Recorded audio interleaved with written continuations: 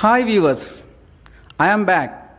This is Sridhar Reddy, Assistant Professor of Physics from Government Degree College for Women, Nalgonda. Welcome to my channel, Sri Quantum Academy. Feel the physics at glance. Today's our topic, Gauss law in electrostatics. Before going to watch my video, please subscribe my channel if you are not yet subscribed. Watch, share, comment my videos. Let us start. In my previous videos, Basics of Electrostatics Part 1, Part 2, I have discussed about properties of charges, Coulomb's inverse square law, what is electric field intensity, and electric lines of force. Also, we discussed about electric flux. Today, we will extend our study of electric flux. How to find electric flux? This is given by scientist Gauss, called Gauss law. We will discuss here what is Gauss law, its statement, and what is solid angle, and we will prove Gauss law in two special cases. Case number 1, if the charge is inside the surface. Case number 2, if the charge is outside the surface.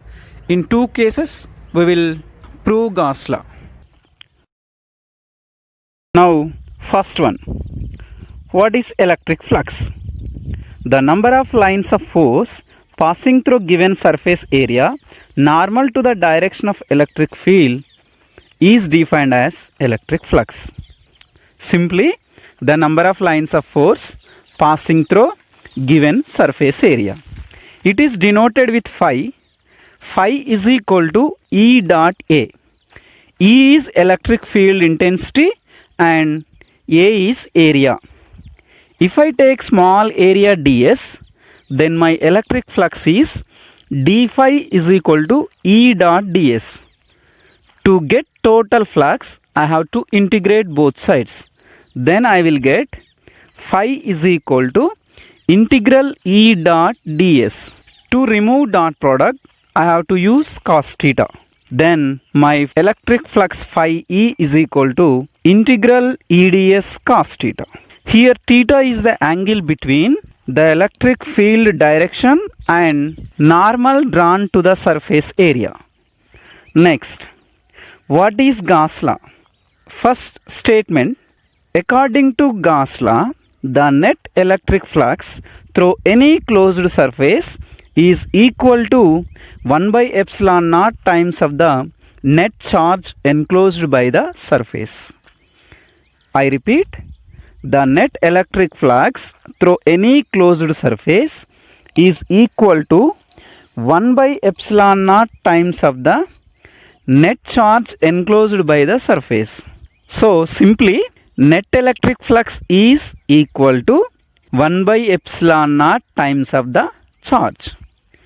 Flux is phi.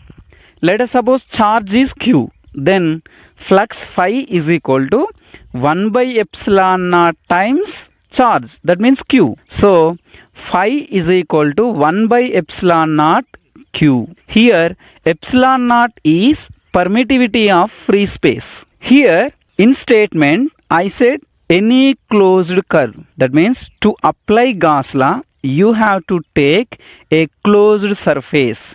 You can find electric flux through that closed surface. But the closed surface may be regular shape or irregular shape. You can take any type of closed curve to find out electric flux. So from Gauss law, phi is equal to 1 by epsilon naught q. What is phi electric flux?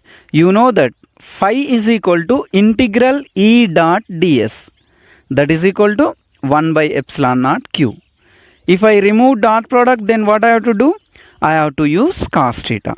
Now my phi is equal to integral EDS cos theta is equal to 1 by epsilon naught into q. This is the statement of Gauss law. To understand Gauss law, I will tell you two examples. First one, see here, there is a charge plus q at this point. These are the electric lines of force emerging from this charge. Now here is my point where I want to find out electric flux with the help of Gauss law. Now to apply Gauss law, what I have to do? I have to draw a closed curve. That closed curve is called Gaussian curve. Now this is my Gaussian curve. Now what is the electric flux? From the Gauss law, electric flux is equal to 1 by epsilon naught times of charge. What is the charge within the closed surface? Here within the closed surface charge is 0 because charge is here, my curve is there. So within the closed curve charge is 0. If charge q is 0, then my phi is equal to 1 by epsilon naught into 0. That means 0.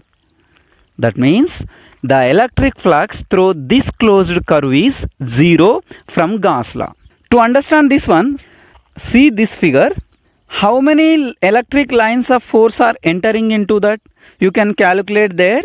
There are 5 lines are entering into that closed curve. Similarly, how many lines of force leaving away from that closed curve? Same 5 lines are leaving. So the number of lines coming is equal to the number of lines leaving. Then what about resultant? If number of lines coming is negative and number of lines leaving is positive, then total resultant will be 0. That means if the charge is outside, then net resultant flux is 0.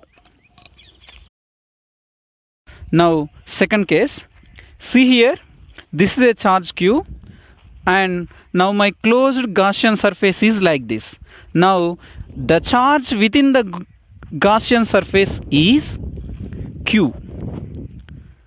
From Gauss law, the number of lines of force passing from given area, that means electric flux, is given by 1 by epsilon naught times charge. What is charge?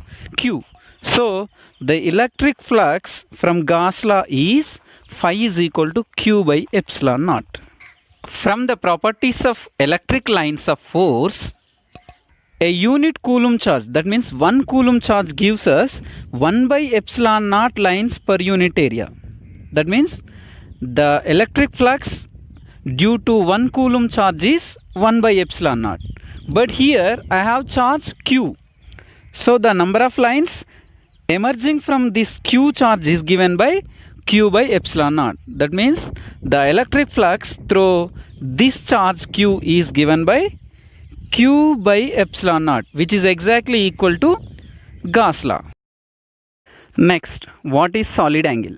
Generally, normal angle theta is measured between two lines. Simply it is the angle between two lines making at a point. It is also called two-dimensional angle. But solid angle means it is the angle made by total object at a point. That means it is also called three-dimensional angle. To understand this one, see here, this is a circle. This is my object. Now the angle made by total this object at this point is called solid angle. See here, these are the points taken on the surface of this object. Join all these points with O. If you join all the points on the surface of this object with this point O, you will get a cone type of shape. Now this angle is called solid angle. Solid angle is not measured between two lines. It is the angle made by total object at a point. This point is called apex. Solid angle is also called three-dimensional angle. It is denoted with omega. All these surfaces makes same solid angle at O. Next, proof of Gauss law. We have to prove Gauss law in two cases. First one is when the charge within the closed surface, and second one is when the charge outside the closed surface. Case number 1, we have to prove Gauss law when the charge within the closed surface. Let us suppose this is the charge q which is placed at this point. These are the electric lines of force emerging from this charge. This is the electric field direction. Now consider a point P. at a distance r from the charge q. This is the Gaussian surface surrounded by this charge q. My Gaussian surface is irregular shape. You can take whatever the shape you want. Consider a small area around point P. The normal drawn to that surface is given by ds. The angle between the surface normal ds and the electric field direction is given by theta. Join all the points on the surface of ds with charge q. That gives you solid angle d omega. Now, if you explain this figure, let us consider a charge q placed at a point O within the closed surface of irregular shape. The electric field developed around the charge is always outward from the center and it is indicated with E. Consider a point P on the surface at a distance r from the charge. Take a small area ds around the point P. The normal drawn to the surface is represented with vector ds bar. The angle between vector ds bar and electric field E bar is given by theta. According to definition of electric flux, phi is given by phi is equal to E dot A. If I have a small area ds, then my electric flux d phi is equal to E dot ds. If I integrate both sides, then electric flux phi is equal to integral E ds. If I remove dot product, then phi is equal to integral E ds cos theta. That is equation number 1. But from the basic definition of electric field intensity, the electric field intensity at a distance r from the charge q is given by E is equal to 1 by 4 pi epsilon naught q by r square. If I substitute this value in equation 1, then what I will get? D phi is equal to q by 4 pi epsilon naught r square ds cos theta. Just rearrange this equation, bring r square that side. D phi is equal to q by 4 pi epsilon naught ds cos theta by r square. Right?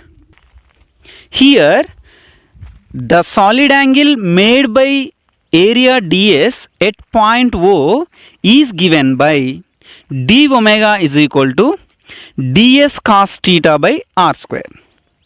Here, ds cos theta by r square is the solid angle made by small area ds at charge O. If I substitute this value in above equation, then what I will get? D phi is equal to q by 4 pi epsilon naught d omega. This is equation number 3. If I integrate both sides to get total flux, what I will get? Integration d phi, that means simplify. Phi is equal to q by 4 pi epsilon naught are constant, so bring them outside. Now integration d omega.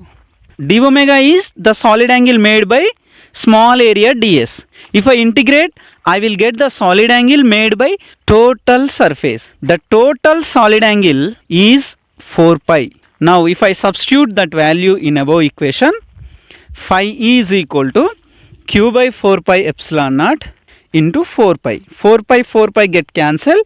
Now phi is equal to q by epsilon naught. That means phi is equal to 1 by epsilon naught times q, which is Gauss law. Hence, phi is equal to integral EDS is equal to q by epsilon naught. This is the Gauss law when the charge inside the closed surface. Now, Gauss law when the charge outside the closed surface. Consider this is a closed surface of irregular shape. Now my charge plus q is outside here from the closed surface. Now these are the electric lines of force emerging from this charge q. Now I am considering an area within the solid angle d omega. Let us assume 4 points P, Q, R, S on the closed surface. Take small area around point P, Q, R, S like this. the area at P is given by ds1, area at Q is given by ds2, area at R is given by ds3, and area around point S is given by ds4. ds1, ds2, ds3, ds4 are the normals drawn to the surfaces at point P, Q, R, S respectively. Now, these are the electric field directions. I have to find out electric flux at point P, Q, R, S. If I find out electric flux at these 4 points, I will get electric flux at points P and R is negative because the electric flux is entering into the Gaussian surface at points P and R. So they are inward. The electric flux at points Q and S is positive because the electric flux is leaving the Gaussian surface at these points. They are called outward. Now the electric flux through surface ds1 is given by minus q by 4 pi epsilon naught d omega. These already we have derived in before derivation. Here negative because normal is outward. Similarly, the electric flux through surface ds2 is given by plus q by 4 pi epsilon naught d omega. Here positive because normal is inward. Similarly, the electric flux through surface ds3 is given by minus q by 4 pi epsilon naught d omega. Here again negative because normal is outward. Finally, the electric flux through surface ds4 is given by plus q by 4 pi epsilon naught d omega. Here positive because the normal is inward. To get total electric flux, what I have to do? I have to sum up all these electric fluxes. Therefore, total electric flux is equal to minus q by 4 pi epsilon naught d omega. That means flux at ds1 plus flux at ds2 plus flux at ds3 plus flux at ds4. If I add all these 4 flux, one is minus and another one is plus. If I cancel plus and minus, what I will get? Just simply phi is equal to 0. Means the electric flux is 0 when the charge is outside the Gaussian surface. So finally, according to Gauss law, the electric flux is given by phi is equal to q by epsilon naught, or phi is equal to integral EDS is equal to q by epsilon naught. If the charge inside the Gaussian surface, then phi is equal to q by epsilon naught. If the charge is outside the Gaussian surface, then electric flux is equal to 0. Thank you very much. Please watch, share, comment my videos.